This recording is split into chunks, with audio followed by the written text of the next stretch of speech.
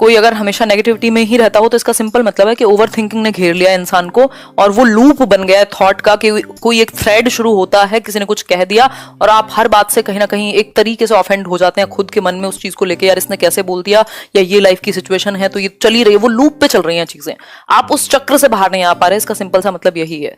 और दूसरा एक चीज भी है कि बहुत सारी चीजें हैं दुनिया में, अगर हम न्यूज देखें या इंसिडेंट्स देखें तो बहुत कुछ है नेगेटिव होने के लिए, लेकिन फायदा किस चीज में है?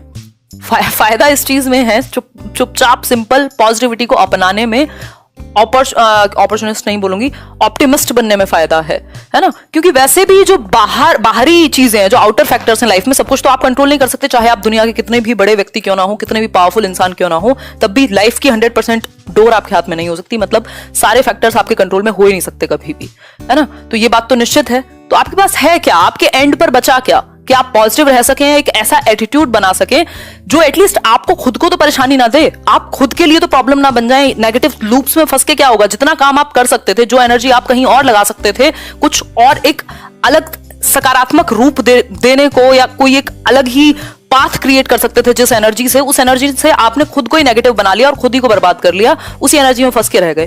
तो पॉइंट नहीं बचा ना नेगेटिविटी का। ऐसे तो मुझे भी पता है दुनिया में बहुत सारी नेगेटिविटी है, मैं कितना भी फ्री बढ़ा दूं, लोग वो उस फ्री कंटेंट को चोरी कर करके अपना पेड में बढ़ाएंगे, करते हैं लोग ऐसा। लेकिन क्या इस नेगेटिविटी से मुझे सही काम करना बंद कर देना चाहिए? नहीं करना चाहिए, बस रास्ते ढूंढ लेने चाहिए कि कल मैं भूखी ना मरूं।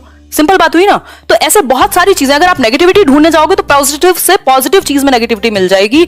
लेकिन अगर आप सही रीजन चूज कर लेते हो कि आप कोई चीज कर रहे हो तो क्यों कर रहे हो, और कितनी एनर्जी आप किसी की बात पे लगा रहे हो, अगर किसी ने कुछ बोल ही दिया है तो क्यों, कब तक एनर्जी लगाओगे, उससे फर्क आपके जीवन पे क्या पड़ जाएगा? आपके जीवन पे फर्क पड़ेगा आपके एक्शंस से, किसी के बोलने से नहीं पड़ेगा।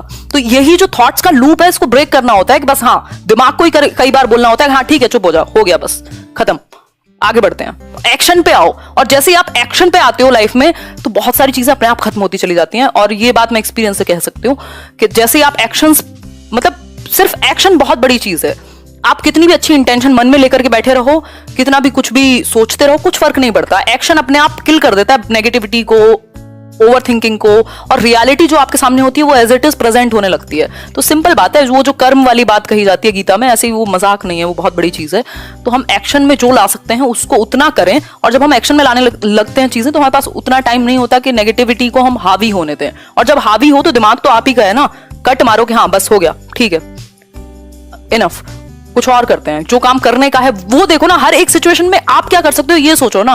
मतलब कोई भी सिचुएशन आप क्या कर सकते हो उसमें।